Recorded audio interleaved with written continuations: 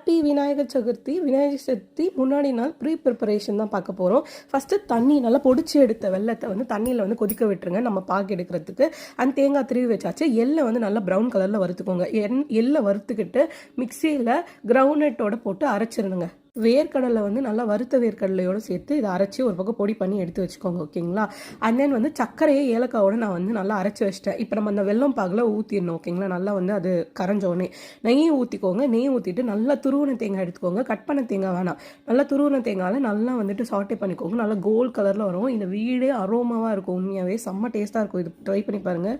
நான் just pre preparation தான் காட்டுறேன். உங்களுக்கு வீடியோ வந்து ஃபுல்லாக வேணும், உங்களுக்கு வந்து ஃபுல் ரெசிபி வேணும்னா நான் அப்புறமா உங்களுக்கு வந்து பெரிய வீடியோவில் லாங் வீடியோவில் போடுறோம். ஓகேங்களா? இதையும் எல்லையும் வந்துட்டு பொடிச்சு இந்த மாதிரி பொடியாக எடுத்துக்கோங்க. ஓகேங்களா? இன்னும் கொஞ்சம் குறைன்னு வேணும்னா ஓகே. இது வந்து ஏலக்காய் சக்கரை. ஓகேங்களா? இதை வந்து பாகில் மிக்ஸ் பண்ணிடுங்க.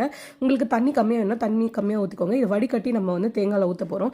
நிறைய பேர் அப்படியே தேங்காயில் போட்டு வதக்குவாங்க. பட் மண்ணுக்குன்னு இருக்கக்கூடாது சொல்லிட்டு இந்த ப்ராசஸ் இதை நல்லா வடிகட்டி எடுத்துக்கணும். உங்களுக்கு ஏலக்காவும் வாயில் மாட்டாது. ஓகேங்களா? இப்போ இந்த பவுடர் இருக்குல்ல, நம்ம எள்ளு பவுடர் வந்து பண்ணி வச்சுக்கோல, அதையும் போட்டு நல்லா மிக்ஸ் பண்ணிக்கோங்க.